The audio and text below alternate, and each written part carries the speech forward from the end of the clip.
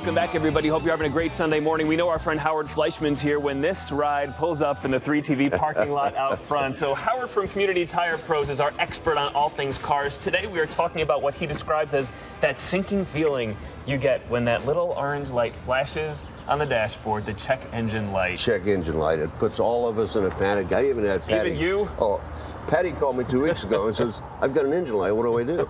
Of course, my answer Drive was, it into the shop. "Call Kevin." All right, so what do we do? Well, you know, it depends on what the engine light's telling you. If it's just an orange light, it's telling you that something needs attention. You need to take action as time will allow. If it's a red light or it's flashing, you need to do something now. Oh, so there are different levels. I don't think I've ever had a red one. But really? Okay. I've been lucky. Knock on wood. So one of the best things you can do is read your owner's manual and learn about it.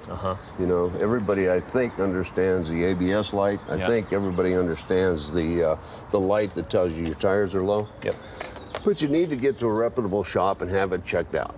So that's one of the big things we wanted to talk about today, and that's why I have Kevin with me today. Is we see a lot of people advertise free diagnosis for free. Right. Okay? But what they're using is a $39 to $50 scan tool. That's this? This is it. And they plug this into that slot under the steering wheel, under there somewhere? Plug it into the UBT2, UBD.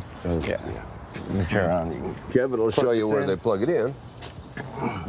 And this is good to diagnose maybe a broken gas cap. I do need your key, though. So this would diagnose some simpler problems? Some simpler problems. It's going to give you simple codes. Got it. But from there, you got to know where to go. As Kevin will explain here in a minute, you know, a lot of times you'll get a code that says you need to replace an O2 sensor. But in fact, that's not the case when you get to start diagnosing it. Right now. And it's actually got a vacuum leak, sending the wrong mixture to the O2 sensor, so your O2 sensor says it's bad. Okay. So is that a good place to start, and then you move on? That's a good place to start. Okay. Kevin is a master tech, one of our better technicians, and I wanted to give an example of what a master tech has for tools. Okay. They start with a scanner at $3,000, and when they complete in front of us, you've got about $10,000 worth of equipment that Kevin has to pay for. 30 years experience. Okay? He is the best. But you don't get that for free. Kevin comes at a cost? That's Kevin what you're saying? comes at a cost. The tools do, too. Yeah. Big difference is that I can see so much more in one of these tools than I can with this.